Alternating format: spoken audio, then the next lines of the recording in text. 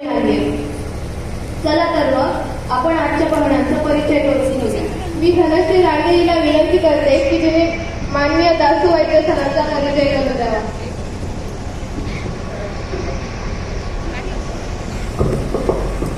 माननीय दासू वैद्य यांचा परिचय. प्राध्यापक मराठी विभाग डॉ. बाबासाहेब आंबेडकर मराठवाडा विद्यापीठ औरंगाबाद. त्यांचे शिक्षण MA MPhil PhD Marathi diploma in drama. गुणवत्ता MA मराठी डॉ. बाबासाहेब आंबेडकर मराठवाडा विद्यापीठ औरंगाबाद मधून सर्वात द्वितीय. डिप्लोमा इन ड्रामासाठी डॉ. बाबासाहेब आंबेडकर मराठवाडा विद्यापीठ औरंगाबाद मधून गुणवत्ता यादीत 5वा क्रमांक. यांना मिळालेली शिष्यवृत्ती UGC तर्फे रिसर्च फेलोशिप JRF. सामान्य निवड महाराष्ट्र राज्य साहित्य संस्कृती मंडळाच्या नवसाहित्यानुसार योजनेत कविता विभागासाठी तज्ञ म्हणून कार्यरत. महाराष्ट्र साहित्य संस्कृती मंडळाच्या कैलासवासी लक्ष्मणराव चव्हाण साहित्य पुरस्कार निवड समितीवर साहित्य अकादमी दिल्लीचा मराठी विभाग पुरस्कार प्राथमिक फेरीसाठी निवड समितीवर महाराष्ट्र शासनाच्या राज्य नाट्य स्पर्धेसाठी परीक्षक राष्ट्रीय पातळीवर आकाशवाणीच्या अखिल भारतीय मराठी नवनाट्य लेखन स्पर्धेत नवनाट्य लेखनाचा पुरस्कार पुरस्कृत नवनाट्याचा भारतीय भाषांतील अनुवाद व प्रसारण मदुराई येथे राष्ट्रीय युवक महोत्सवात नाट्य विभागाचे सुवर्ण पदक साहित्य अकादमी दिल्लीच्या सन्माननीय प्रवासवृत्ती प्राप्त त्याअंतर्गत मध्य प्रदेश उत्तर प्रदेश दिल्ली येथील यशस्वी अभ्यास दौरा मंडळाने मराठी कविता कार्यशाळेत सहभाग आंतरराष्ट्रीय कान चित्रपट महोत्सवासाठी निवडलेल्या गेलेल्या खाली डोकं वरती पाय चित्रपटासाठी गीत लेखन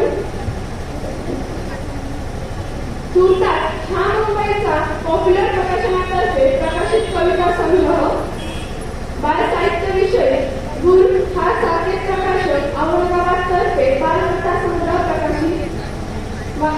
महाराष्ट्र बालसभा कोल्हापूरचा उत्कृष्ट बालकथा संग्रह पुरस्कार बालनाट्य लेखन स्पर्धेत महावीर जोंधळे यांच्या आसावं कार्तिक कासावं बाल कादंबरीचे नाट्य रूपांतर सदरी नाट्य रूपांतराचे महाराष्ट्र शासन प्रयोग पॉप्युलर प्रकाशनातर्फे क कवितेचा हा बालकविता संग्रह प्रकाशित. चित्रपट मालिकांविषयी चित्रपट कवितास्पद व मालिकांसाठी लेखन बिनधास्त या चित्रपटाच्या गीत लेखनासाठी महाराष्ट्र शासनाचा कैलासवासी गदी माडगूळकर उत्कृष्ट गीत लेखन पुरस्कार 1999-2000. भेट चित्रपट गीत लेखनासाठी झी गौरव पुरस्कार. भेट चित्रपट गीत लेखनासाठी मटा सन्मान नामांकन. सावरखेड एक गाव चित्रपट गीत लेखनासाठी मटा सन्मान नामांकन. सोनियाचा अंगारा शिक्षक गीत लेखनासाठी मटा सन्मान पुरस्कार 2007. झी गौरव पुरस्कार नामांकन 2009. अखिल भारतीय मराठी चित्रपट महामंडळ पुरस्कार 2000. अखिल भारतीय मराठी चित्रपट महामंडळ पुरस्कार 2000. झी गौरव पुरस्कार नामांकन 2003. व्ही शांताराम पुरस्कार नामांकन 2009. ETV झी टीव्हीवरील पिंपळकांड टिकलते पॉलिटिकल एक होता राजा सोनियाचा अंबारा आपली माणसं रंग माझा वेगळा पदरी आलं आभाळ घर श्रीमंताचं इत्यादी मालिकांसाठी लेखन.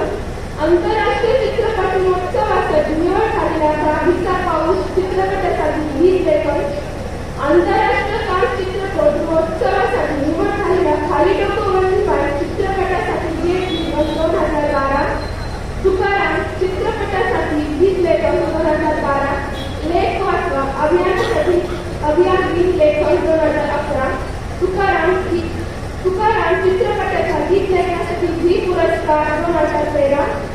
तुकाराम चित्रपटाच्या गीत लेखनासाठी प्रभात पुरस्कार 2013. आजचा दिवस माझा चित्रपट गीत लेखनासाठी आंतरराष्ट्रीय वित्त award Marathi international cinema and theatre award Macau चीन येथे संपन्न झालेल्या सोळा प्रदान 2013.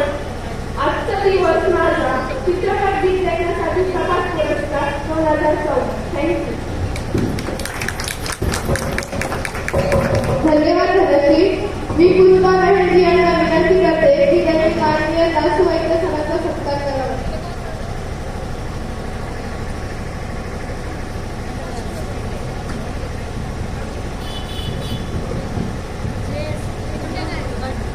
पुढं नका.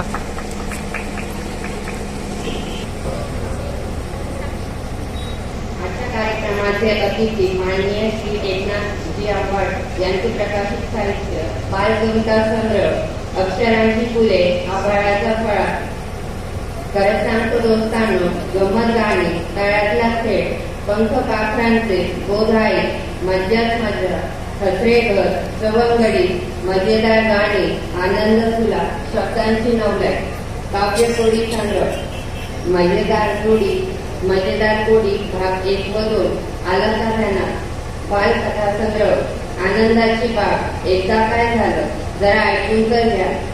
थेंबे थेंबे तळे साचे निष्फळ भांडण राजा झाला जंगलाचा खेळायचा अवकाळ शाळा जरा नाट्यछटा संग्रह मला उंच उडू दे चरित्र missile man doctor APJ Abdul Kalam भाग 1 ते 4 काव्य संग्रह नव्याने बहरावे सदर लेखन मुंबई तरुण भारत सकाळ लोकमत सामना प्रहार नवशक्ती इत्यादी वृत्तपत्रातून मुलांसाठी सदर लेखन.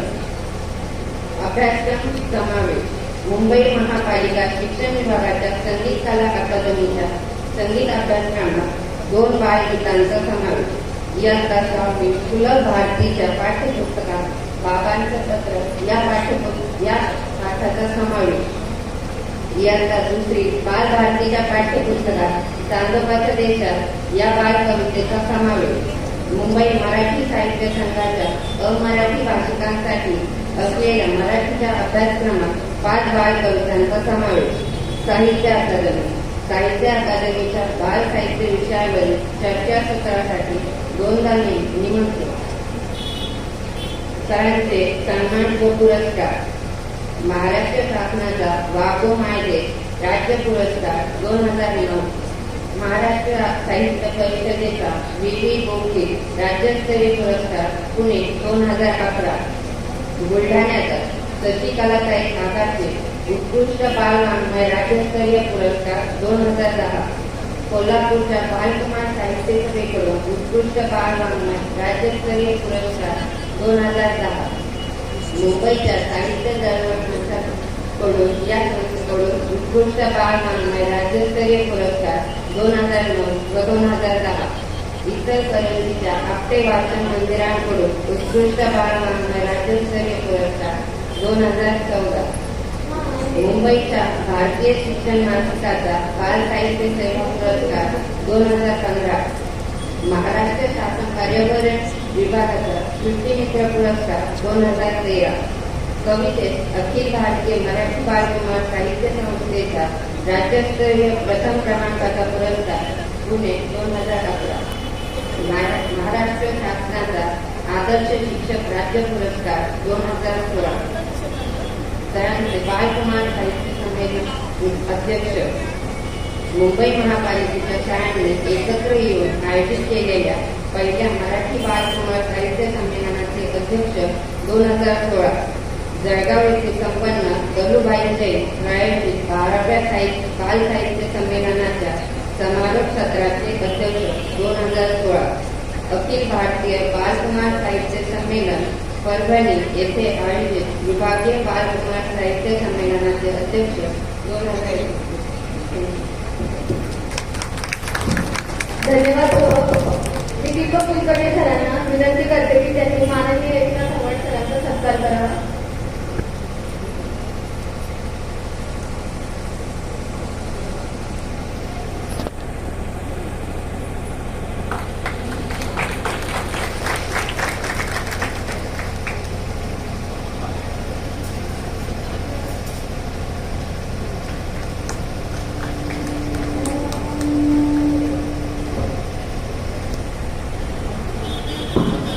ऐश्वर्या देवळकर तिला विनंती करते की तिने माननीय नितीन हिरे सरांचा परिचय करून द्यावा.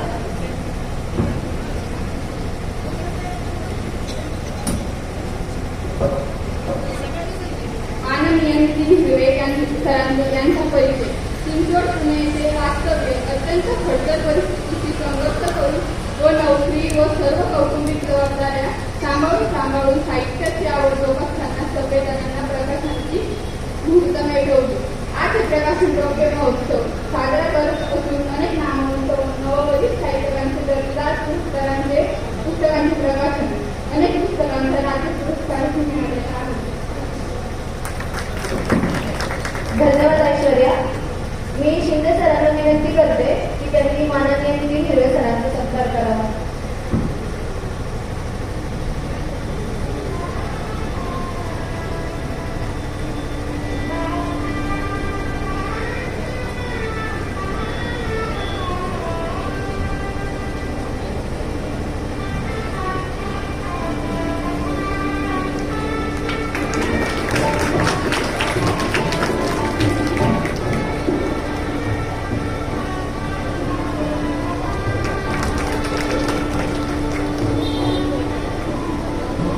धन्यवाद सर.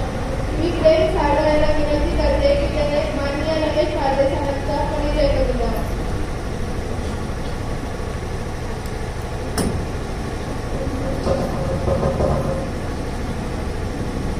प्राध्यापक रमेश भारदेसर यांचा परिचय. भारतीय साक्षरता प्रसारक मंडळाचे अध्यक्ष, महात्मा सार्वजनिक वाचनालयाचे अध्यक्ष, संस्कृत आणि मराठी प्रकांड पंडित, लेखक, अभिनेते आणि अनुवादक. भातुकलीच्या खेळामधील कुटीलमती ही चाणक्याची या नाटकाचे लेखन व राज्य शासनाचे पुरस्कार, चाणक्याच्या भूमिकेसाठी अभिनयाचे रौप्य पदक, अनेक बालनाट्याचे लेखन व स्पर्धेत सादरीकरण, भगवद्गीता, मेघदूत आणि तत्वलहरी या संस्कृत ग्रंथांचा समश्लोकी मराठी अनुवाद, मराठी व्याकरणाच्या सोप्या वाटा या पुस्तकाचे लेखन. धन्यवाद. धन्यवाद प्रेम. मी नगरसेवक कमलेश गांधी यांना विनंती करते की त्यांनी माननीय रमेश साडे सरांचा सत्कार करावा.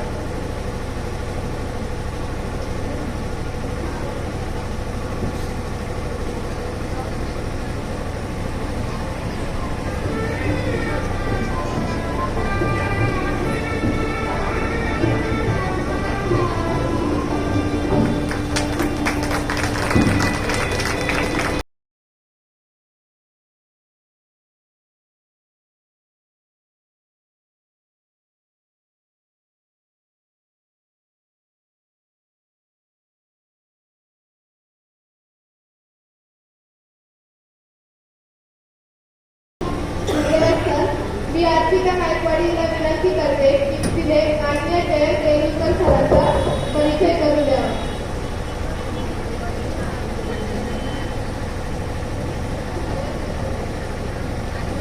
माननीय जयंत रेणुकर सर यांचा परिचय. नगर शहराचे सांस्कृतिक आणि साहित्यिक नेतृत्व, लेखक आणि संपादक, रसिक ग्रुपचे संस्थापक अध्यक्ष. रसिक ग्रुपचा पाडवा महोत्सव राज्यात प्रसिद्ध आहे. मराठी साहित्य परिषदेच्या सावडी शाखेचे प्रमुख कार्यवाहक आणि पुणे मासाचे विभागीय कार्यवाहक. वारसा अनेक पुरस्कार प्राप्त दिवाळी अंकाचे कार्यकारी संपादक. महाराष्ट्र क्रिकेट अकादमीचे कार्यकारिणी सदस्य. गहुंजे स्टेडियमच्या उभारणीत सिंहाचा वाटा. नगर शहराचा विकास आणि ऐतिहासिक वारसा यांचा ध्यास घेऊन मनधनाने सतत कार्यरत असणारे अष्टपैलू व्यक्तिमत्व. धन्यवाद अर्पिता. मी किरण शेळके सरांना विनंती करते की त्यांनी माननीय जयंत रेणुकर सरांचा सत्कार करावा.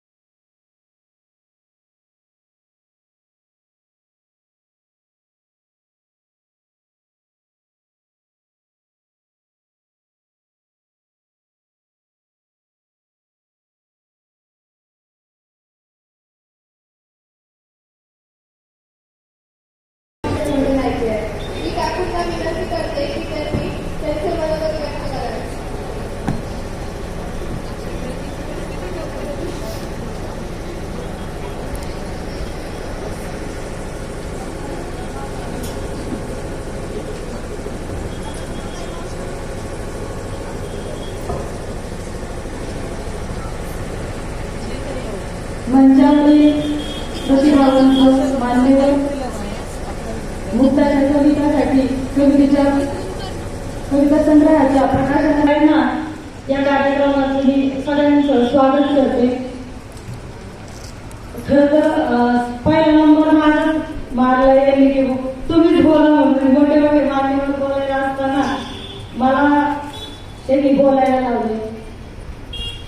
काल मुक्ताच्या मैत्रिणींचा आणि सरांचा फोन आला की मॅडम तुम्हाला बोलावंच लागेल, मुक्ता कशी आहे आणि मुक्ताला कविता कशा सुचल्या हे सांगण्यासाठी.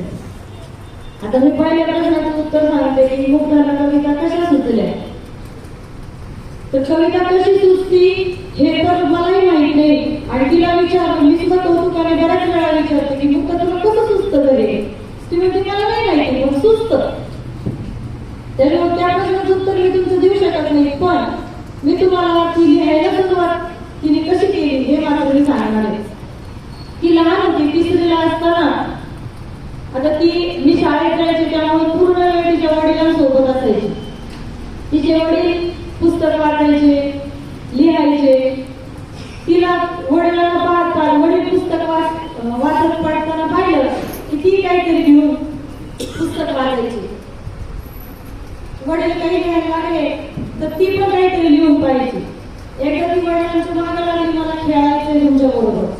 पण वडील म्हणाले, हा मला एवढी कथा लिहू दे आणि मग मी तुझ्याशी खेळतो. ती म्हणते तुम्ही कथा लिहिता मी पण लिहिते. मग तिने कागद घेतला आणि लिहायला सुरुवात केली. नाही जमलं तिला काही, पण वेगळा वाकडं काहीतरी तिने लिहिलं. पण तेव्हाच तिची काहीतरी लिहिण्याची उर्मी जागृत झाली आणि तेव्हापासून ती लिहिण्याचा प्रयत्न करू लागली. त्यानंतर पहिला वाढदिवस आला तिच्या वडिलांचा, म्हणजे वाढदिवस आला आणि तिने पहिली कविता त्यांच्यावर केली. ती कविता अशीच मीडियावर टाकली तर बऱ्याच जणांनी सांगितलं की छान व्यक्त होतीये तू वगैरे. आणि तिचं ते कौतुक होऊन झाल्यामुळं तिने आणखी कविता करायला सुरुवात केली. पण हे सगळं कविता करायच्या म्हणजे शब्दसंग्रह पण असावा लागतो आणि मग त्यासाठी तिने वडिलांबरोबर वाचन सुरूच ठेवलं. रोज एक पान वाचल्याशिवाय ती कधीच झोपत नसे आणि अजूनही झोपत नाही. पण आता मोबाईल आलाय त्यामुळे जरा थोडासा फरक पडलाय है ना. तर ती काय करते, युट्यूबवर बघती कविता, पु ल देशपांडे ऐकती. पिक्चरची गाणी नाही ऐकत ती, पु ल देशपांडेंना ऐकती. मी सतत तिच्या म्हणजे मोबाईल घेतल्यानंतर आमचं सतत लक्ष असतं त्याच्यावर. तर किल्ल्यांची माहिती म्हणजे अभ्यासाचीच माहिती थोडक्यात मी त्याच्यावर बघते. त्यामुळे मला त्याचा सारखा अभिमान वाटतो की ती असं काहीतरी लिहिते, काहीतरी ज्ञान मिळवते. दुसरं असं मुग्धा कशी आहे. तर मुग्धा ही एकाच शब्दात सांगेल की ते माझं फुलपाखरू आहे. फुलपाखरू आहे ते माझं, कारण तिने खूप आनंद वाटलाय. फुलपाखरू जसं आनंद वाटत सुटतं तसं तिने तिच्या बहिणीची श्राद्धाची खूप काळजी घेतली. मलाही घरामध्ये ती घरकामात पण मदत करते, डान्स करते. कोरोनाचा काळ होता, 1.5 वर्ष सुट्टी होती सगळ्यांना. बऱ्याच मुलांचे निरोप यायचे, मॅडम बोर होते, मला बोर होते. पण मुक्ता एकही दिवस म्हणाली नाही की मी मला बोर होतो. तिच्या हाताला सतत काम असायचं. कधी कागद कापेल, कोलाज करेल, कधी कागदाच्या वस्तू बनवेल, कधी मेहंदी काढेल, कधी रांगोळी काढेल, कधी चित्र काढेल, कधी डान्स करून बघेल. असं ती शांत अशी कधीच नव्हती आणि त्यामुळं जवळजवळ बऱ्याच कला अवगत करायचा प्रयत्न तिने केला. तर अशी मुग्धा गुणी आहे, पण थोडा एक दुर्गुण आहे, तो म्हणजे जरा राग येतो पटकन कोणत्याही गोष्टीचा. तर तेवढा एक सोडला तर ती माझं फुलपाखरूच आहे. एवढं बोलून मी माझ्या 2 शब्द सांगितले. तुम्ही इतकी छान माहिती सांगितली आहे तुमच्याबद्दल आम्हाला धन्यवाद काकू. आता समजली तुमची आणि माझी मुद्दा ही मैत्रीण आहे म्हणून तुला आणि मला माहिती आहे की तिने काय लिखाण केले. पण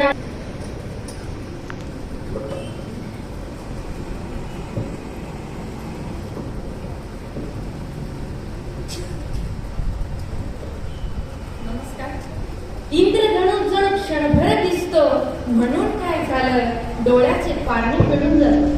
तुमची आमची भेट काही क्षणांचीच म्हणून काय झालं, आयुष्याचे बेल घडवून जातो, आयुष्याचे बेल घडवून जातो. सर्वप्रथम अतिशय रसिकप्रेमी व सर्व गुण संपन्न व्यक्तित्वांना नमस्कार.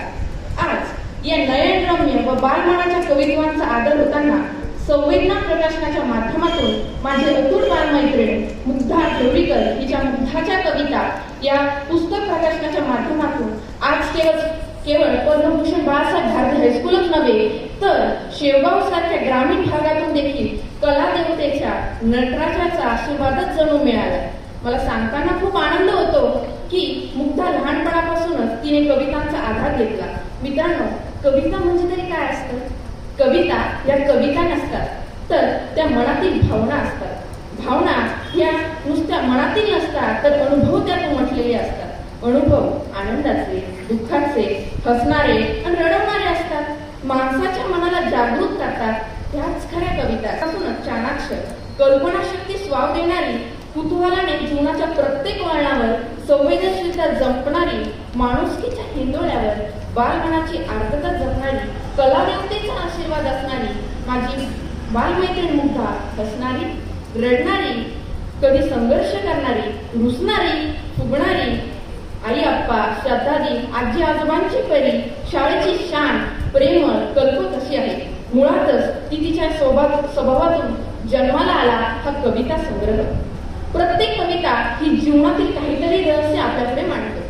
आईचे प्रेम, शाळेच्या अबोल भिंती, आनंदाची पहाड, झाडाचे वात्सल्य, भारत मातेचे जवान व त्यांचे वाज्वल्य प्रेम, पुस्तकांचे अतूट नाते, भविष्याची जाण, श्रावणातील पावसांच्या शरी, मैत्रीचा निखळ झरा, बहिणीची आपुलकी, कातर वेळेची सायंकाळ, मनाईच्या माध्यमातून परिषदांची जवळी, विज्ञानाच्या अतूट व्याख्या, चैतन्याचा झरा, साहित्यिकांचे ममत्व व महत्व, स्वप्नातील बालमनांचा बाग, माणसांची विवंचना अशा कवितांचा जणू इंद्रधनुष तिने मांडलाय. तिच्यासारखी निरागस मैत्रीण मला लाभली ही परमेश्वराची अमूल्य भेटच. परमेश्वराने प्रत्येकाला काहीतरी भेट दिली. त्यातील ही भेट म्हणजे मनातील भावना कविता संग्रहाच्या रूपाने संवेदना प्रकाशनाद्वारे आज आपल्यासमोर इतक्या कमी वयात मांडल्या. प्रत्येकाने ह्या कवितांचा आधार घेऊन अंतर्मनात डोकावले असता फक्त आणि फक्त आनंदाचे डोह निर्माण होतात. परमेश्वराचे निर्लोभ रूप आपणास दिसून येते. माझ्या खास मैत्रिणीसाठी खास कविता व पुढील वाटचालीस हार्दिक हार्दिक शुभेच्छा. आभाळ भरून आले आता पावसाने गारहाणे केले, आभाळ भरून आले आता पावसाने गारहाणे केले, धरतीला शांत केले, फुलांवर सुंदर मोती पडती गाणं, कोकिळेचे स्वर गुंजती लहान, चिमुरडे रिमझिम पावसाचा आनंद लुटती. कसा उत्कर्षाचा आनंदाचा क्षण मुग्धा तुझ्या आयुष्यात सतत लाभो हीच आंतरिक सदिच्छा. उपस्थित सर्व मान्यवरांचे हार्दिक आभार. धन्यवाद. धन्यवाद प्रेरणा. अगदी योग्य बोललीस तू. कविता ह्या कविता नसतात, तर त्या मनातील भावना असतात. भावना नुसत्या मनातील नसतात, तर अनुभव यात उमटलेले असतात. खरंच आपल्या मुग्धाने किती छान मुलांच्या विश्वात जाऊन त्यांचा मनाचा ठाव ठिकाणा अगदी योग्य घेतला. सर्वांनाच तिचा हा कविता संग्रह वाचायला खूप आवडेल. प्रेरणाने इतकी छान माहिती सांगितली आहे पुस्तकाबद्दल, तर मलाही त्यातील एक कविता ऐकण्याची खूप इच्छा आहे आणि तुम्हालाही नक्कीच असेल. चला तर मग ऐकूया ह्यातील एक कविता एका दुसरीतल्या मुलीकडून. दुसरीतल्या? हो, तर मी वेदिका कुलकर्णी हिला विनंती करते की तिने व्यासपीठावर येऊन एक छानशी कविता सादर करावी.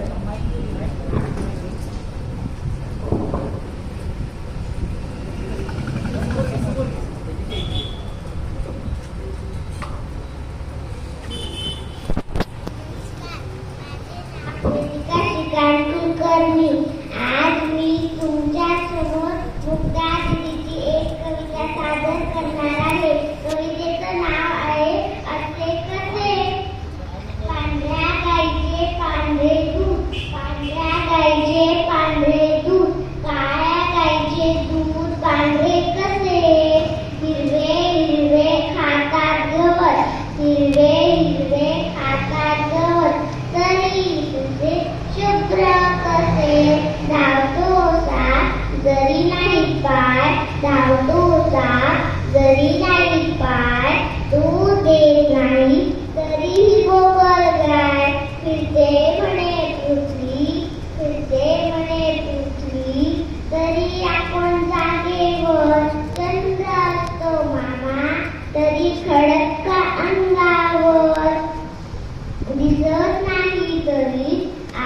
म्हणतात हवा, दिसत नाही तरी आई म्हणतात हवा, रोज रोज तरी सूर्य कसा नवा.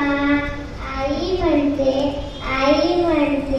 आजची देवा घरी गेली, असं कसं देव की त्याला पत्ताच नाही. प्रश्न विचारल्यावर म्हणतात गप्प बई, प्रश्न विचारल्यावर म्हणतात गप्प बई. मी म्हणते गोरी का नसते म्हैस, उगाच म्हणे सारं काही शोधतो, उगाच म्हणे सारं काही शोधतो. आता त्यालाच विचारते आई बाबांच्या लग्नात मी का नव्हते. धन्यवाद. खूपच छान वेदिका.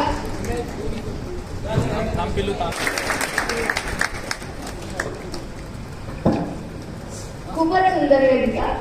तर मग आजच्या कार्यक्रमाचे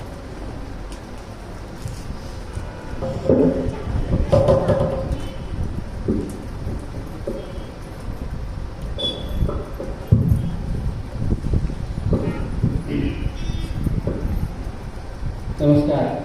या प्रकाशनाच्या मंचावर उपस्थित असणारे आदरणीय भारती सर, आदरणीय दिदी, ज्यांनी कविता संग्रहांच्या किंवा कवितांच्या प्रकाशनातून एकूण महाराष्ट्रात आपली हिरवाई सिद्ध केलेली आहे असे आमचे प्रकाशक मित्र नितीन हिरवे,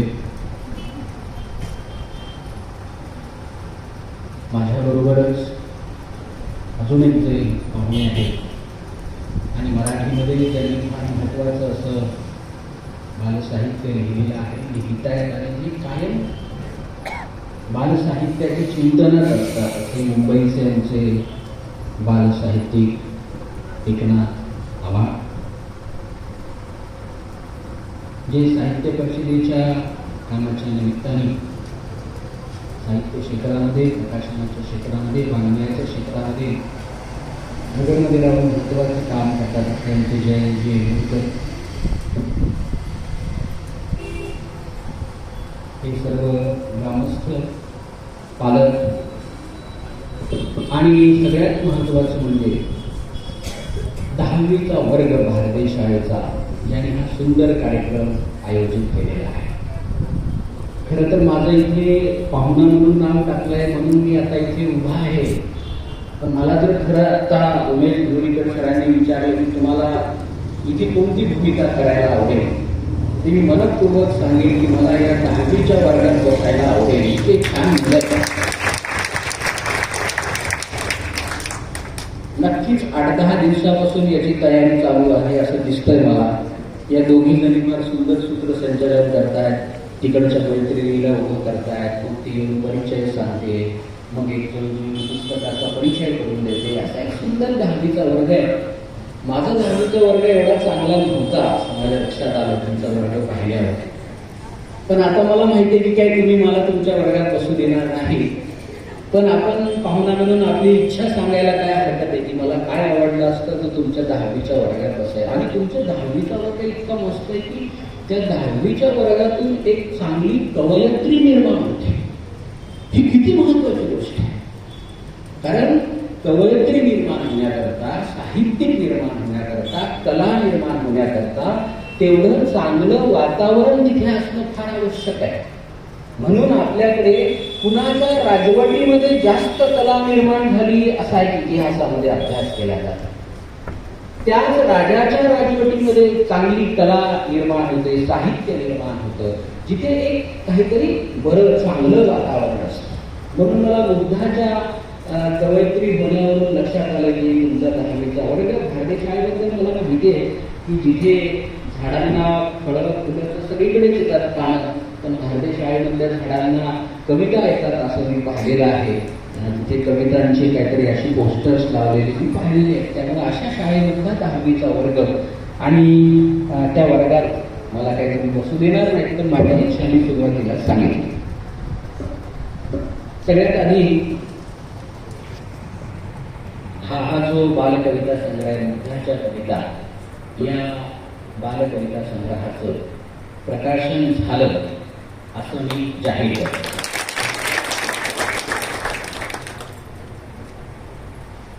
आज सकाळपासून मी काल हा कविता संग्रह वाचलाय, मला मिळाला 2-4 दिवसापूर्वी, पण मी काल म्हणल्यापेक्षा आजच वाचला. असं सकाळी 5 वाजता उठून मी हा संग्रह वाचला.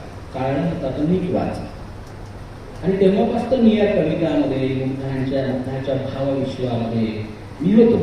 आता येताना माझे आता मित्र झालेले तुळशी आम्ही गप्पा मारत येत होतो आणि तेव्हा सुद्धा माझ्या डोक्यात या कवितांच्या सगळ्या गोष्टी, अनुभव, गमती, भाषा हे सगळं असं फिरत होतं. आज एक माझी चांगली सोय झालेली आहे की पत्रिकेमध्ये यांच्या शुभ हस्ते असं लिहिलेलं आहे, म्हणजे यांच्या हस्ते प्रकाशन झाले. मी भाष्यकार नाही, भाष्यकार आव्हाड सर आहे किंवा बाकीचे लोक भाडदेसर बोलणार आहेत या कविता. ज्यांच्या हस्ते असतं त्यांचं फार सोपं काम असतं की एकदा प्रकाशन झालं असं दाखवलं की त्याचं काम संपतं. म्हणून मला भाष्य करणारेही लोक आहेत, पण मला मोकळेपणाने या कविता संग्रहाच्या निमित्ताने कविता संग्रहावर बोलायची आज संधी आहे. मी या कविता वाचत होतो. कविता मी नेहमीच वाचतो आणि कुठलाही दिवाळी अंक आला तर मी आधी त्याच्यातल्या कविता वाचून काढतो. आपल्याकडे आवडीचा भाग असतो.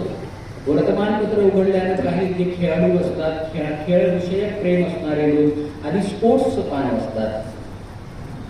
काही लोक स्टॉक एक्सचेंजवाले असतात, ते आपलं अर्थकारणाचं काहीतरी वाचतात. काही लोक राजकारणाचं वाचतात.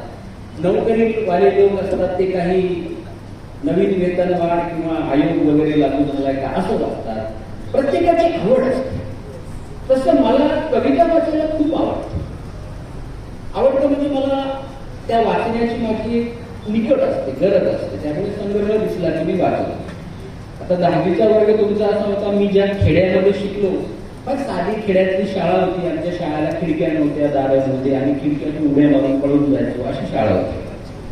अशी शाळेत मी शिकलो. पण असं असलं तरी शाळेत माझं बऱ्यापैकी लक्ष नव्हतं, पण माझं मराठीच्या पुस्तकात फार नीट लक्ष होतं. त्याचं कारण मराठीच्या पुस्तकातल्या कविता मला फार आवडतात.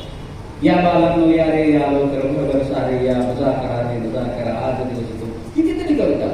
वारुळ वारुळ मुंग्यांचे वारुळ, कुणी कीटकाने बांधले देव, वृत्तिकेचा माझ्या बरोबर कोणी जर माझे बॅचमेट असतील तर त्यांना हे अभ्यासक्रमातल्या कविता आहे.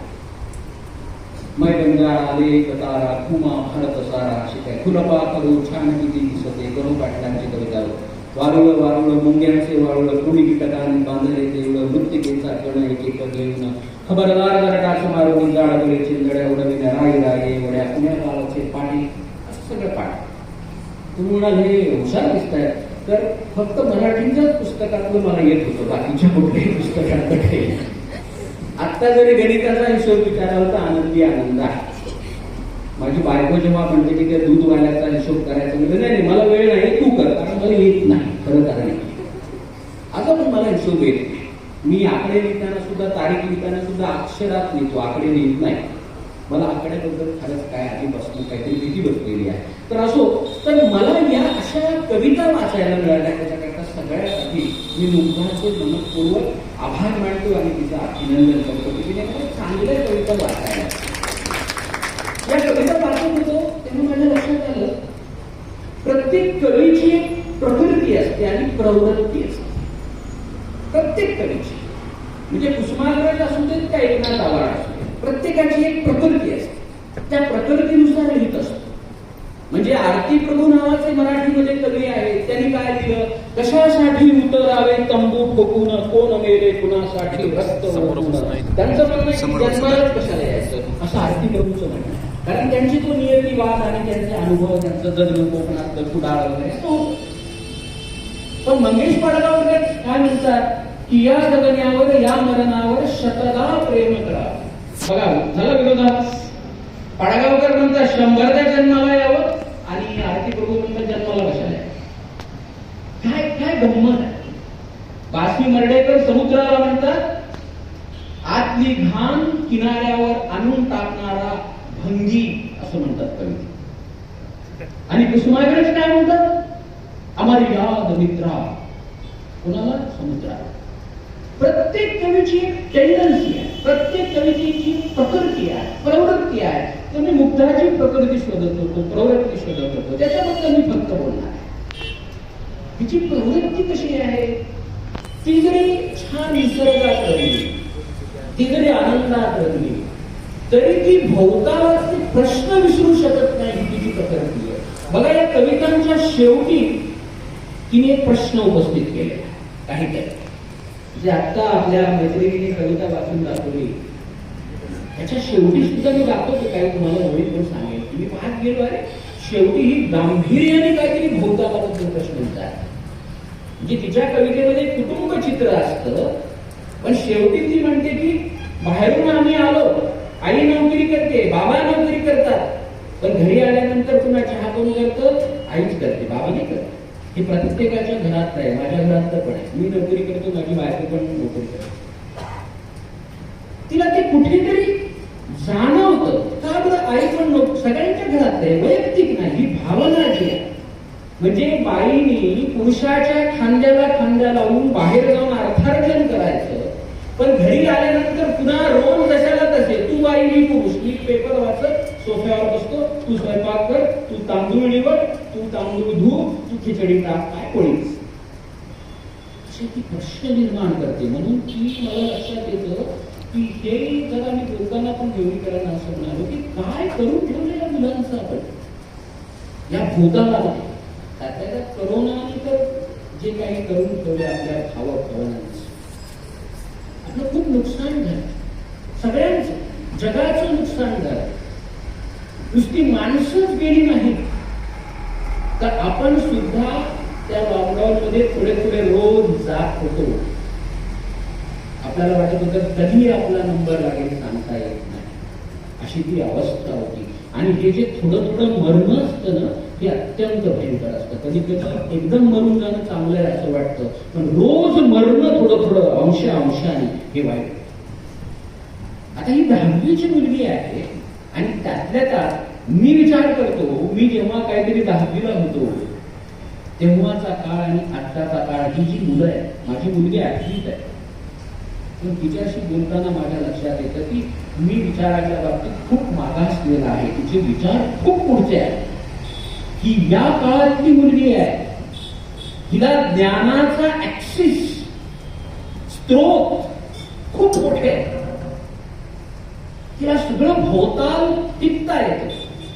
10वी पर्यंत तुम्ही जरा आठवा की आपण काय होतो, फार विचित्र अवस्था आहे.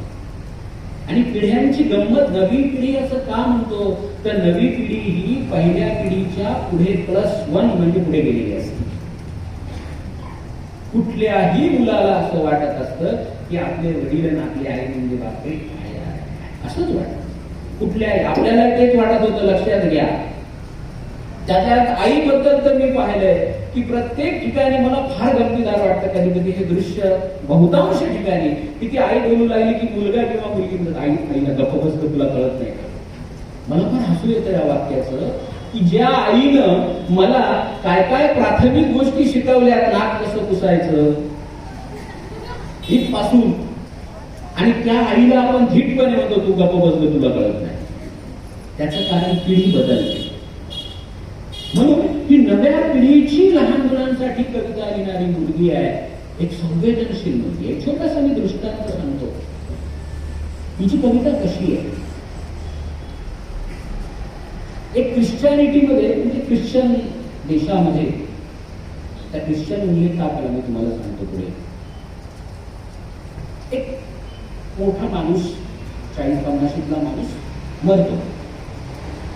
मग त्यांच्या पद्धतीने त्याचा विधी दफन करतात त्यांच्याकडे. तो दफन विधी सुरू होतो.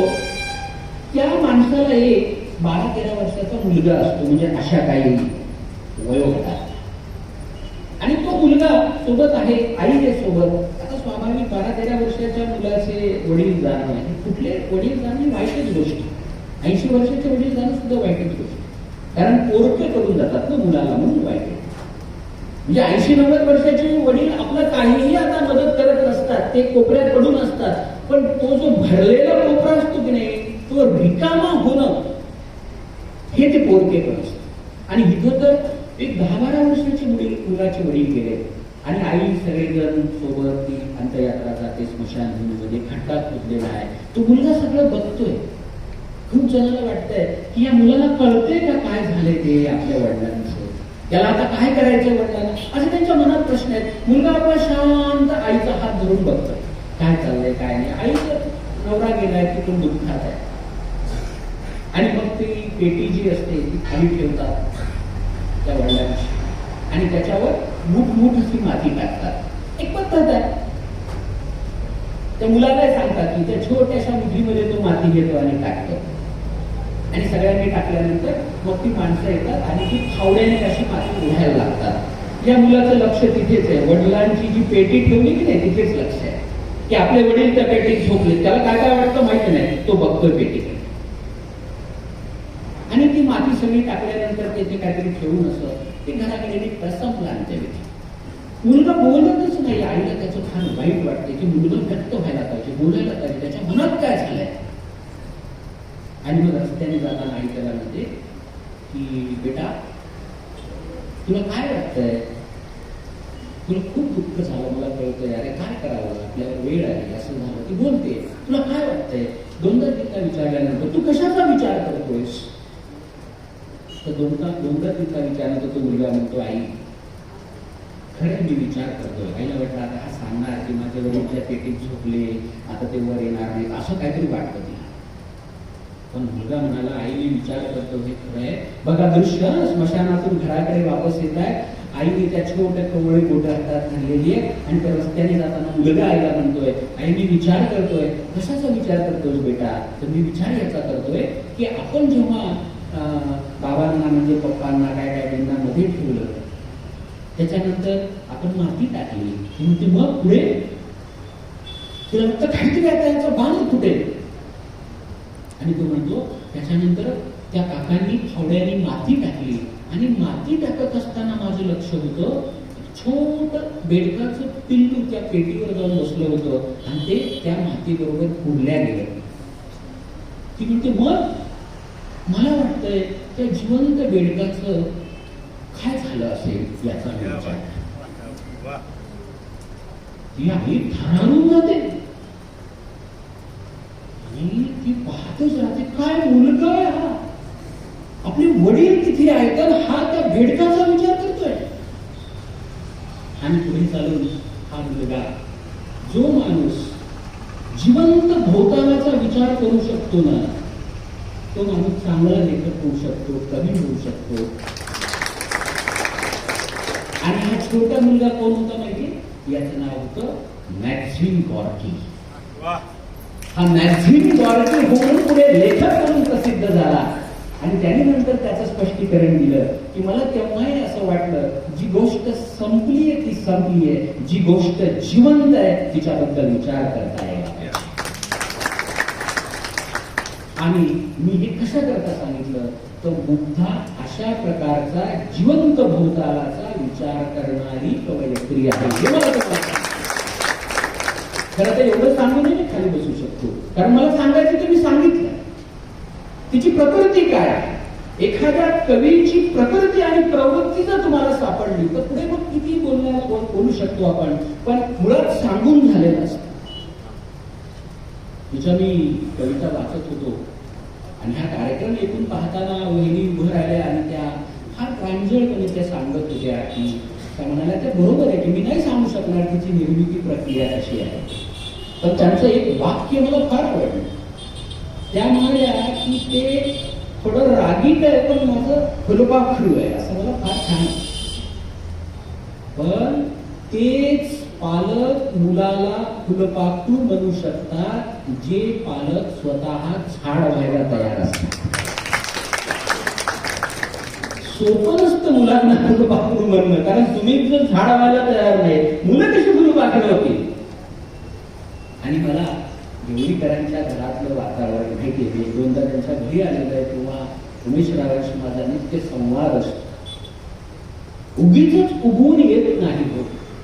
कुंडीतलं झाड सुद्धा रोज लक्ष दिल्याशिवाय येत नाही. आपण त्याला काय पाणी टाकायचं, नुसतं पाणी टाकून जमत नाही. कुंडीतल्या झाडाजवळ रोज जावं लागतं, त्याला स्पर्श करावा लागतो, त्याची गळती पानं काढावी लागतात. बघा तुम्ही, जे जगदीशचंद्र बोसांनी सांगितलं की त्याला स्पर्श संवेदना असतात काय अमुक तमुक, हे तर वैज्ञानिकरित्या त्या बॉटनीमध्ये काय सांगितलं ते असू देत, पण आपला अनुभव आहे की त्या झाडांपाशी तुम्ही 15 दिवस झाडापाशी जाऊ नका, झाड कसं होतं बघा.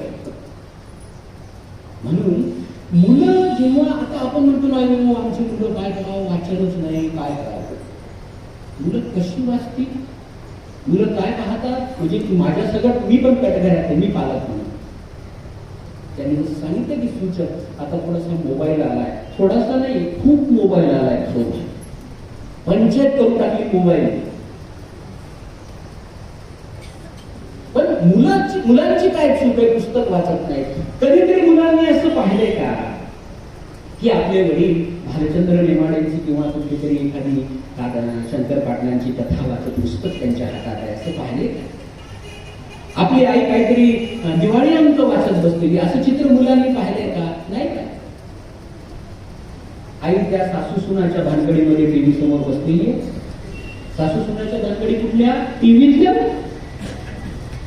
सगळ्या सिरियल मध्ये, मी थोडंसं सिरियलच्या लेखनामध्ये पण काम करतो म्हणून मला माहिती आहे की तिकडे काय काय सांगतात. तुम्हाला सांगितलं तर तुम्ही काही जण पाहायचं सोडून द्या. एकदा प्रसंग असा घडला होता, मी तेव्हा शिकायला होतो, तेव्हा एक 4 दिवस सासूची नावाची एक सिरियल होती. ती सिरियल सुरू झाली तेव्हा काही जण जन्मले, मोठे झाले, त्यांचे लग्न झाले, तरी ती सिरियल चालू होती. 4 दिवस सासूची खूप वर्ष चालू होती. आणि एकदा कार्यक्रमामध्ये रोहिणी हट्टंगडी काम करायची आणि एका कार्यक्रमामध्ये मुंबईला जेवताना आणि हातात प्लेट होत्या, काहीतरी एका सिनेमा कशाची तरी पार्टी होती, तिथे आम्ही काहीतरी चाललं होतं सेलिब्रेशन, मी होतो त्याच्यात. आणि रोहिणीताईंना मी म्हणालो की नमस्कार, मी दासू वैद्य औरंगाबाद तिकडून आलोय वगैरे. त्यांनी अरे हो बोल काय नाही. तर रोहिणीताईंचं मराठी रंगभूमीवर फार मोठं काम आहे, प्रायोगिक रंगभूमीवर त्यांचं मोठं काम आहे. मला त्यांचं सगळं काम माहीत होतं आणि मला वाटायचं की 4 दिवस सासूची म्हणून त्या काहीतरी ते जे काही वीज लावून काम करतात, तर काय बरं त्याच्यामध्ये त्या अभिनय करतात असं मला वाटायचं. मी त्यांना विचारलं की रोहिणीताई एक प्रश्न विचारू का? त्यामुळे हो विचारायचे. त्यामुळे बरोबर आहे, तू मराठवाड्यात असतं, तुमच्या डोक्यामध्ये फार प्रश्न असतात मराठवाड्यातल्या लोकांचे. म्हणजे हो काय करतात, पाण्यापासून प्रॉब्लेम आहे सांगते त्यातून आम्ही विचारलं. आणि मग मी त्यांना प्रश्न विचारला की रोहिणीताई, मला तुमचं सगळं नाटकातलं काम माहितीये आणि तुम्ही 4 दिवस सासूचे इतके दिवस काम करता, तुम्हाला कंटाळा येत नाही का हो? असं मी त्यांना विचारलं, खाजगी प्रश्न, मला अदरवाईज घेऊ नका. ते म्हणजे नाही, तुझा प्रश्न बरोबर आहे की मी 7-8-10 वर्ष झाले मी 4 दिवस सासूच्या मध्ये काम करते. पण ते तुला खरं सांगू का, मी त्याच्यात काम करते हे बरोबर आहे, पण तुला कुणी सांगितलं की ती सिरियल मी पाहते म्हणून? तुम्ही पाहता म्हणजे मी कुठं पाहते? म्हणजे ते लोक जे करतात ते ती स्वतः सुद्धा पाहत नाही. आपण मात्र आयुष्यामध्ये असे पोळीचे घास अडवून असे पाहत असतो, करून काय होईल का. आणि हे सगळं नेमकं कळाल्यामुळं आपल्या घरामध्ये त्याचं मोठं अवलंबन माजल्यामुळं वाचन नावाची गोष्ट थांबली. आणि आई वडीलच जर वाचत नसतील, पुस्तकाबद्दल बोलत नसतील, तर मुलं कसे वाचतील हा तो मुद्दा आहे. पण असं असताना मुग्धा वाचते आणि नुसतं या कार्यक्रमात बरं वाटावं म्हणून आई तिची म्हणाली म्हणून ती वाचते असं नाही, तर ती वाचते याच्या पायखुणा या कवितांमध्ये अनुस्यूत आहे. त्या कविता वाचले की कळतं की अरे या मुलीचं वाचन चांगलं आहे, हिला साने गुरुजी माहितीये, हिला पु ल देशपांडे माहितीये, ठीक आहे, आत्ताच तिला अरुण कोरटकर माहित नाही, रामदेव ढसाळ माहित नाही, पण ती स्टेप असते ना, पण तिला बेसिक माहितीये, तिला वकू काळ माहितीये, ती वाचते काय. आणि वाचणारा जो माणूस असतो त्याची जी प्रक्रिया जी सुरू होते ती महत्वाची असते. म्हणजे अनेक कविताबद्दल याच्यामध्ये बोलता येईल. आता त्याच्यातली जी पहिली कविता आहे ती बालकविता म्हणून पहिलीच कविता आहे की जिराफासारखी हवी मान कैऱ्याच्या तोडून घेईल, हत्तीसारखी सोड हवी धडाधड षटकार फुटील, पाय हवे हरणासारखे 100 मीटर मेडल जिंकील, सिंहासारखी आयाळ हवी केसांची मस्त स्टाईल करीन, बैलासाठी शिंगे हवे, दप्तर रोज त्यात अडकवीन, इथपर्यंत ही बालकविता आहे. मी जसं आता सांगितलं सूत्र तिचं शेवटच्या ओळीला ती बघा एक दंता देते आपल्याला, आणि ती काय म्हणते, कांगारूसारखी सॅक हवी, दप्तराचे ओझे कमी होईल. ही बालकविता एकदमच एका परिपक्व विचारापाशी जाते. तो विचार म्हणजे दप्तराचे ओझे कमी होईल. तर हा शिक्षण पद्धतीवर केलेला एक प्रहार आहे. आणि प्रहार म्हणजे लहान मुलं जे प्रहार करतात ना, तुम्ही कल्पना करू शकणार नाही लहान मुलांचा प्रहार. समजणाऱ्याला समजतो की तिला माहितीये, किंवा या इथं बसलेल्या विद्यार्थ्यांना माहितीये की दप्तराचं ओझं किती असतं. आणि दप्तराचं नुसतं किलोग्राम मध्ये ओझं नसतं, तर त्याचं होमवर्क आणि त्या परीक्षा आणि याचं जे ताण रूपी जे ओझं असतं मेंदूवर, ते असतं. मी आज सुद्धा मी मुलीला म्हणालो की चल आपण कार्यक्रमाला माझ्यासोबत तू, तर तिने मला 10 गोष्टी सांगितल्या की ओके माझं हे करायचंय, ते करायचंय, ते करायचं. माझ्या लक्षात आलं की बापरे, म्हणजे लॉकडाऊन आहे, ऑफलाईन ऑनलाईन जरी शाळा असली तरी यांच्यावरचं ओझं काही कमी झालेलं नाही. त्याचं सूचन ती करतो. एक प्रकारे तिने तिच्या भाषेत केलेला हा शिक्षण पद्धतीचा निषेध आहे. तो निषेध आपण समजून घेतला पाहिजे. लहान मुलांची निषेध करण्याची पद्धत कशी असते मित्रांनो तुम्हाला सांगतो. एका मी वर्कशॉपला गेलो होतो, आणि त्या वर्कशॉपमध्ये असं होतं की गावातली हुशार मुलं बोलवली होती. तर रोज एक माणूस त्यांच्यासोबत, म्हणजे एक कवी, एक कलेक्टर, एक संगीतकार, अवधूत, असे तसे आम्ही एक दिवस त्यांच्यासोबत सेशन घेत होतो. मी एक दिवस होतो, मग त्यांच्याशी गप्पा मारत होतो. छान आम्ही बोलून बसलो, काहीतरी जेवत होतो, काहीतरी खात होतो. ते म्हणाले काय करायचं, चला चित्र काढा, गाणी म्हणा, असं छान दिवसभर होतं. कवी सोबत राहा. मी म्हणलं काय करता, चित्र काढता? हो चला सुरू झाले. कशाचं काढता? म्हणजे सगळ्यात आवडती गोष्ट कोणती आहे, त्याचं चित्र काढा. एक मुलगी म्हणाली मी आईचं चित्र काढते. म्हणजे फर्स्ट क्लास. आईचं म्हणजे आवडती गोष्ट, सगळ्यांनी आईचं चित्र काढायचं. आपल्या सुरू करा चित्र काढायचं. मी बघत होतो छान मस्त, कोणी ओणवे घेऊन, कोणी टेबलवर, जशी सवय असेल तसे चित्र काढत होते, रंग करत होते. सगळे चित्र माझ्यापेक्षी आणून दिले. मी बघत होतो, त्याच्यावर गप्पाच मारायच्या होत्या, बोलायचंच होतं. मी पाहत होतो. एक चित्र मी पाहिलं, त्या चित्रामध्ये त्या मुलीने गडबडीत करायचं सबमिट करण्याच्या की आईला कानच काढले नव्हते. म्हणजे कानच नव्हते आईला काढले. मला विसरलं. म्हणलं बेटा इकडे काय ती परीक्षा आहे का, गडबड आहे का, काय निवांत हे घे, अजून घे, अर्धा तास जा, अजून मस्त कान काढ आणि मग घेऊन. ते म्हणजे नाही सर माझं चित्र येऊन जातं. मला वाटतं अरे बापरे काहीतरी असं असू शकतं. मी म्हणलं तुझ्या आईला कान नाही येत का? ती म्हणजे आहेत की. मी म्हणलो कान ना काय, कान का नाही काढतेस तू? त्या मुलीने जे उत्तर दिलं ना, ते उत्तर इतकं भयंकर आहे की मुलगी असं म्हणाली की सर मी मुद्दाम कान काढले नाही, त्याचं कारण माझी आई माझं काही ऐकूनच घेत नाही. काय इतका सांस्कृतिक पद्धतीनं निषेध करता येतो कवितेतून. मी तर तिच्याकडे पाहतच राहिलो की बापरे, म्हणजे एखादा बॉम्ब टाकल्यापेक्षा भयंकर आहे. तसं हे जे वाक्य आहे ना, दप्तराचे ओझे कमी होईल, हा महत्वाचं वाक्य तिच्या कवितेत. सगळ्या कवितेत मला तिची अशी वाक्य सापडत गेली आणि माझ्या लक्षात आलं की अरे ही बालकविता सुद्धा कशी बदलत चालली आता. की ती नुसती हत्तीनं हॉटेल काढला आणि मंदिर चहा प्यायला आला इथे थांबलेली नाही. 60s मध्ये, त्या दशकामध्ये तशी कविता होती. त्याचं कारण तोपर्यंत टॉम आणि जेरी आलेला नव्हता. पण आवाडा सर अजूनही काही लोक फॅन्टसी म्हणून हत्तीनं हॉटेल काढलं असं लिहितात. त्यांची मला गंमत वाटते की या वाचणाऱ्या मुलांची फॅन्टसीची कल्पना इतकी उंच गेलेली आहे, त्यांना गंमतच वाटत नाही हत्तीनं हॉटेल काढलं. करंदीकरांनी जेव्हा लिहिलं एका माकडाने काढलंय दुकान, तेव्हा फार गंमत वाटली की माकडाने दुकान काढलंय. आता टॉम अँड जेरी काय काय करून दाखवतो. म्हणून बाल साहित्य लिहिणाऱ्यांनी लक्षात घेतलं पाहिजे की तसं जुन्या पद्धतीचं फावल्या वेळात लिहिलेलं बाल साहित्य आता मुलं वाचणार नाहीत. एकनाथ आवाडासारखं 24 तास बाल साहित्याचं चिंतन मनन करून बाल साहित्य लावावं लागेल तुम्हाला, तरच मुलं वाचतील. तिची कविता कितीच, मी सगळ्या कवितेबद्दल तुम्हाला काही ना काही बोलू शकतो, इतक्या त्या कविता बोलण्यासारख्या आहेत. एक असे कसे नावाची जी कविता इथे वाचण्यात आली आहे. फार सुंदर कविता आहे. तिला प्रश्न पडत आहेत, खूप प्रश्न पडत आहेत. आणि मला ज्या माणसाला प्रश्न पडतात त्या माणसाबद्दल फार आदर वाटतो. त्याचं कारण ज्या माणसाला प्रश्न पडतात त्याच माणसाला मी व्यक्तीच्या जिवंत माणूस समजतो. ज्या प्रश्नच पडत नाही म्हणजे काय, खाल्लं पिल्लं दिवस कटला, सूर्य मावळला, सूर्य उगवला, न्याहारी केली, झोपी गेला. माणसाला फार काही प्रश्न, मेंदू कशा करताय. आपण असं म्हणतो माझ्या डोक्याला ताप देऊ नको. डोकं ताप देण्याकरताच आहे. त्याला जर ताप दिला तरच ते विकसित होतं. अवघड गणित जर डोक्याला सांगितलं ना की त्याचा रियाज होतो, त्याचा व्यायाम होतो. आपण जर डोक्याला शांत आराम करायला लावलं तर ते निष्क्रिय होण्याची शक्यता असते. हा विज्ञानाचा नियम आहे, मी नाही सांगत. सापाची पाय का गळून गेले आणि माणसाची शेपूट का गळून गेली, त्याच्यामध्ये हेच उत्तर आहे की त्यांनी त्याचा उपयोग करणं थांबवलं. आणि आपण जर मेंदूचा उपयोग करणं थांबवलं तर काय होईल तुम्ही विचार करा. आधी बघा ते हे नव्हतं, कॅल्क्युलेटर नव्हतं. त्यामुळे जुने माणसं असे हिशोब जे करायचे, निमकी पावकी, मला तर गणित येतच नाही, निमकी पावकी काय असं, आणि ते सांगायचे अमुक तमुक.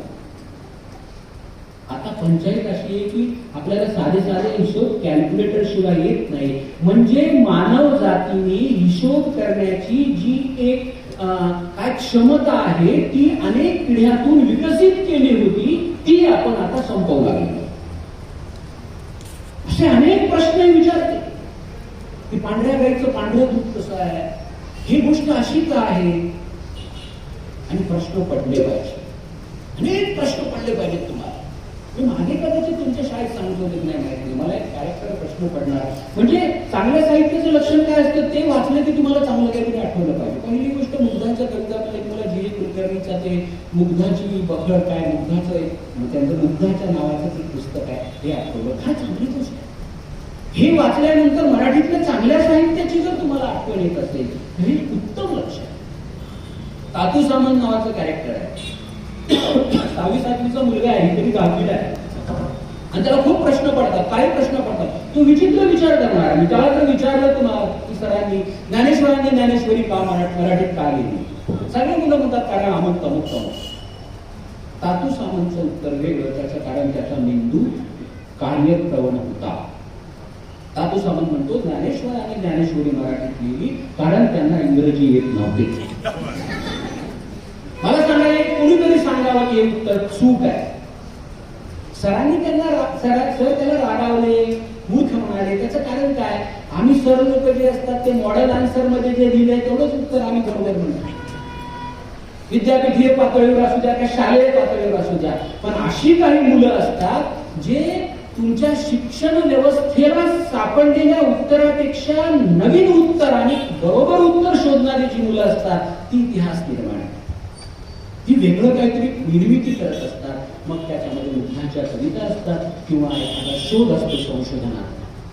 हा तातू सामंत जो आहे, म्हणजे मला का म्हणायचं, मी का सांगतोय तातू सामंत, तर प्रश्न पडणारे मुलं, त्याच्यामध्ये तिची जी कविता आहे असे कसे, त्याच्यामुळे मी तुम्हाला तातू सामंतावर तासभर बोलताय, पण तो आपला विषय नाही. तातू सामंतला एकदा विचारलं किंवा सर म्हणाले उद्या येताना तुम्ही तुमच्या आवडत्या बर्डवर म्हणजे पक्ष्यावर निबंध लिहून आणा, असं शाळेत सांगतात. सगळ्या मुलांनी निबंध लिहून आणले. माझा आवडता पक्षी मोर, मोर हा राष्ट्रीय पक्षी आहे, त्याचा तुरा असा आहे, त्याचे पिसारा कसा आहे, ते गाडी छाप सगळं लिहून आणले. मला गाडी छाप गोष्टीचा फार राग येतो. थोडंसं का म्हणजे पण स्वतःच लिहा. आणि सगळ्यांचं झालं तर ते 7वी-8वी वही संपल्यानंतर सरनं पाहिलं, वहीवर लिहिलं होतं तातू सामंत सर सावरून बसले. माहिती निबंध सर्वसाधारण असणार नाही, वेगळा असेल, कारण तातू सामंतचा निबंध आहे. त्यांनी पाहिलं, काय लिहिलं तातू सामंतनी, माझा आवडता पक्षी पेंग्विन. खाली लिहिलं मला पेंग्विन हा पक्षी खूप आवडतो, पण त्याच्याबद्दल मला काहीही माहिती नसल्यामुळे मी लिहू शकत नाही, धन्यवाद. सर चालत असतात. तातू सामंत वर फार रेंगाळायचं नाही आपल्याला, पण प्रश्न निर्माण करणारी माणसं, ज्याच्यात काहीतरी प्रश्न निर्माण करण्याची शक्यता आहे. तो काय म्हणते, आई बाबाच्या लग्नात मी का नव्हते, खरंच प्रश्न आहे. आणि हा प्रश्न फक्त निरागसतेतूनच वर येऊ शकतो. आणि ही निरागसता बालसाहित्यासाठी अत्यंत महत्वाची आहे. जे दादू सामंत 7वीच्या वर्गात मराठी कविता शिकवणारे सर कविता शिकवतायत, सर असं रंगवून सांगतायत की तो निळ्या डोळ्याचा राजकुमार असा गोरा गोरा पान राजकुमार घोड्यावरून येत होता आणि त्याला बघून ती गोरी गोरी पान राजकुमारी लाजून लाजून लाल झाली, असं ते कविता शिकवत. दादू सामंत असा कोपऱ्यात बसायचा. अशी माणसं कोपऱ्यात किंवा शेवटी बसतात, समोर बसत नाही. समोर बसतात ते मेरिट वगैरे येणारे असतात, पण असं काहीतरी करणारे मागे बसणार आहे. दादू सामंतचा हात वर, तो सारखे प्रश्न विचारायचा सरांना. आता सरनी पाहिलं की आता बघा निळ्या डोळ्याचा राजकुमार घोड्यावरून येत होता, त्याला बघून गोरी गोरी राजकुमारी लाजून लाजून लाल झाली. याच्यात प्रश्न विचारायसारखे काही आहे का? हात वर. सर म्हणाले वैतागून कपाळावर शक्य तेवढ्या आख्या आणि फुट. काय तुला प्रश्न? वैताग नाही होते सर, छान कविता चालू आहे मध्येच प्रश्न विचारत. आणि त्याचे प्रश्न खरे आहे ना, त्रासदायक नाही, त्याला खरे प्रश्न पडायचे. जसं मुग्धाला प्रश्न पडतो, काय करेल विचार, प्रश्न पडले. दादू सामंतने विचारलं, सर निळ्या डोळ्याच्या राजकुमाराला बघितल्यानंतर गोरी गोरी राजकुमारी लाजून लाजून लाल होते, तर निग्रो मुलगी लाजल्यावर जांभळी होते का? काय प्रश्न आहे बघा तुम्ही. पण व्हायचं तेच झालं. त्याला खाली बाहेर मूर्ख आहे, वर्गाच्या बाहेर जा. लक्षात घ्या, हा जो दादू सामंत आहे प्रश्न विचारणारा, हा पुढे चालून कोण होता? जसा तो मॅक्झिम गॉर्की होता, तसा हा दादू सामंत म्हणजे पुढे चालून ज्यांनी मराठी कथा जागतिक पातळीवर नेली ते G.A. कुलकर्णी म्हणजे दादू सामंत. याचे संदर्भ पाहिजे असतील कुणाला आपल्या विद्यालयामध्ये, नक्की ते पुस्तक असेल नसेल तर ते तुम्ही मागून घ्या. माणसे अर्भाट आणि चिल्लर नावाचं G.A. कुलकर्णीचं पुस्तक आहे. त्याच्यात G.A. म्हणत नाही दादू सामंत नाही आहे, पण G.A.ची ती खुबी आहे G.A.ची की दादू सामंतच्या नावाने त्यांनी स्वतःचं बालपण लिहिलेलं आहे. कोणीतरी बॉल बॅडमिंटन म्हणतं तर तो म्हणतो की मग गुडमिंटन कुठं असतं, बॅडमिंटन असतं तर गुडमिंटन कुठं असतं. त्याची एक मानसिकता आहे. तर ह्या प्रश्नात सुद्धा असं दिसत जातं किंवा ती बऱ्याच कवितातून काय की आंधळ्यांना आपण भीक देतो, आंधळा दिसले की आपण दयाळून भीक देतो. त्यापेक्षा ती म्हणते बघा कसं सामाजिक प्रश्न उचलते. ती म्हणते त्याच्यापेक्षा त्यांना जर आपण नेत्रदान केलं तर भीक देऊन काय होईल? त्या दिवशीचा थोडासा प्रश्न मिळेल, चहा प्यायचा, नाश्ता करायचा. पण नेत्रदान केलं तर तो स्वयं होईल ना, तो स्वतः काहीतरी करू शकेल. एका आंधळ्याला बघून तिला असा एक काहीतरी वेगळा प्रश्न पडतो किंवा तिची मागणी पण छान आहे, तिच्या कवितेतली मागणी पण छान आहे की आपल्याला माहिती आहे की मला काहीतरी कविता होती वाटते शाळेमध्ये की आई मला छोटीशी बंदूक देना, बंदूक घेऊन काहीतरी असं काहीतरी कविता. पण मला तेव्हा पण ते बंदूक वगैरे मागणी मला तेव्हा आवडली. म्हणजे सैनिक वगैरे झालं पाहिजे, सगळं मान्य आहे आपलं राष्ट्र अमुक तमुक. मला वाटतं मुलांनी बासरी मागितली ते बरं आहे, बंदूक काय मागायची लहान. बंदूक कुणीच स्वेच्छा म्हणून हातात घेत नाही, बंदूक हातात घ्यावी लागते नाईलाजाने. म्हणून ती बंदूक मागत नाही, तर ती म्हणते आई मला रोज एक पुस्तक देणार. मला छान वाटलं की अरे मागणी जर बदलली ना की कसं परिवर्तन होतं. तिची मागणी बदलली, बंदूक नाही मागत, ती म्हणते मला पुस्तक दे. मागणी बदलली की कसं परिवर्तन होतं तुम्हाला सांगू की आता आपण आईला थालपीठ मागत नाही, धपाटे मागत नाही. मग परिवर्तन काय झालं?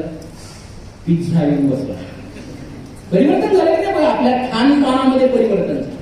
आणि आता हळूहळू आपल्याला कळलं की हे फास्ट फूड आहे. आपलं थालपीठ चविष्ट तर आहे पण ते पौष्टिक पण आहे. आपली दशमी असेल, आपली भाकरी असेल, पुन्हा एकदा आपल्याला तिकडेच यावं लागले. आता शहरात ते लोक पुन्हा तांब्याचे भांडे शोधत बाजारात फिरतायत, तांब्याच्या भांड्यात पाणी प्या. आणि तेच पीठ होतो आधी आपण, तुम्ही नंतर बदल केला. भाकरी खा, तेच खात होतो आधी आपण. ग्लुटेन असतं त्या गव्हामध्ये, काय असतं ते सुरू झालं चर्चा. तर तिची मागणी किती छान आहे. आणि पुस्तकं वाचल्यानंतर काय होऊ शकतं, तर माणसाला माणसाचा विचार डोक्यात येऊ शकतो, एक संवेदना निर्माण होऊ शकते. एकूणच या कुटुंबावर साने गुरुजीच्या विचाराचा खूप मोठा प्रभाव आहे. ते ज्या संस्थेमध्ये काम करतात तिथे सुद्धा साने गुरुजीच्या विचाराचा खूप मोठा प्रभाव आहे. आणि तिथे वाचन या गोष्टीला फार महत्वाचं आहे. कुठल्याही धर्मात जा, पंथात जा, तिथे वाचन, अध्ययन, प्रवचन हे फार महत्वाचं आहे. त्याच्यामुळे काय होतं की संवेदना तुमच्यातली जिवंत राहते. संवेदना किती असावी? राजा मंगळ वेडेकरांचं साने गुरुजींचं चरित्र आहे, तुमच्यापैकी काही जणांनी वाचलं असेल तर जरूर वाचा. त्याच्यामध्ये मी एक प्रसंग वाचल्यावर मला अजूनही वाटतं की एकदा साने गुरुजी बागेतून चालले होते आणि त्यांच्याबरोबर मागे दोघं तिघं होते, असे समोर चालले होते झाडातून, आणि साने गुरुजी एकदम थांबले, थबकले. मागचे लोक म्हणाले, गुरुजी काय झालं समोर, का थांबलात तुम्ही? काय म्हणा गुरुजी? गुरुजी म्हणाले, अरे मुंगळ्यांची रांग चालली आहे, तिला जाऊ दे, मग आपण. आता काय म्हणतील, काय मूर्खपणा आहे, मुंगळ्यांच्या रांगेसाठी तिथं थांबत असतं का? आम्ही कसे माणसं आहेत की रस्त्यावर जो माणसं चालले तर त्याला चिडून पुढे जातो, अशी माणसं आहेत. संवेदना काय असते बघा. किंवा साने गुरुजींच्या हाताने बागेत काम करताना एके दिवशी झाडाची फांदी चुकून तुटली. मी त्या खोलीवर अमळनेरच्या जाऊन आलो, साने गुरुजीच्या बघून आलो ते सगळं. त्या तिथे ते खानावळीत जेवत होते साने गुरुजी, कुटुंब नव्हतंच. आलेला पगार खानावळीतल्या हॉस्टेलमधल्या मुलांना आणि अडचणीला वापरत होते आणि खानावळीत जेवत होते. तर संध्याकाळी गुरुजी आलेले आहेत म्हणून खानावळवाला खोलीवर आला की गुरुजी जेवायचं ताट तुमचं सगळे जेवून गेले, तुमचं राहिलं. गुरुजी म्हणाले, मी आज जेवणार नाही, तुला निरोप द्यार करायला. ते म्हणाले, काल उपवास आहे का? नाही, उपवास आहे. काय झालं गुरुजी, काय जेवणार नाही? तर गुरुजी म्हणाले, अरे आज मी बागेत काम करत होतो, माझ्या हातून चुकून एक झाडाची फांदी तुटली आणि त्याचं मला प्रचंड वाईट वाटलं, त्याचं प्रायश्चित्त म्हणून आज मी संध्याकाळी जेवणार. काय संवेदना. आपण तर झाडाच्या कत्तली करत निघालोय, अमुक करायचंय, तमुक करायचंय, झाडा तोडा. ही संवेदना जी आहे ना, ही संवेदना या पुस्तकातून निर्माण होऊ शकते. म्हणून ती पुस्तक मागते. ही गोष्ट पण मला फार महत्वाची. वाचन संस्काराबद्दल मी बोललो की फुलं असतील किंवा हिंदा असतील किंवा साने गुरुजी असतील, तिच्या कवितेतील पुन्हा पुन्हा ते रोखवत आहे. किंवा मी आत्ता तुम्हाला आईवरची फार छान कविता आहे, त्याच्यातल्या शेवटच्या ओळी आहेत की शाळेतून आल्यावर सुद्धा करतेस ग काम, करत जा कधीतरी थोडा तरी आराम, असं आई मुलगी म्हणते आहे. मी जे आत्ता सांगितलं ना की आपल्याकडची पद्धत असेल. आणि लावचडांचा मला एक लेख आठवला. ओतूरवरनं त्यांचे आईवडील येतात आणि लावचड पुण्यामध्ये नवरा बायको राहत होतात. सुनंदा लावचड त्यांच्या डॉक्टर दोघं जण. आणि लावचड दरवाजा उघडतात आणि लावचडाच्या हातामध्ये तांदूळाचं ताट असतं, कारण ते तांदूळ निवडत असतात. दार उघडल्याबरोबर आणि लावचडांचे आई वडील बघतात आणि आईचा चेहराच पडतो. तिला एवढं वाईट वाटतं. औषध म्हणतात की काय झालं आई तुला एकदम आल्याबरोबर असं? ती म्हणजे बापरे, तुझं लग्न करून दिलं, तुझं नशीब फुटलं. तुमचं काय झालं? सगळं छान काम आहे माझं. नाही, तुझ्या बायको तुला तांदूळ निवडायला लावते, त्याच्यामुळे तुझं नशीब. कारण का? तांदूळ बाईनेच निवडले पाहिजेत ना, पुरुष कसं काय निवडतो? खाऊ शकतो तांदूळ सगळ्यात आधी, पण निवडू नाही शकत. पण असं म्हणताना एक गोष्ट नोंदवली पाहिजे की थोड्या बहुत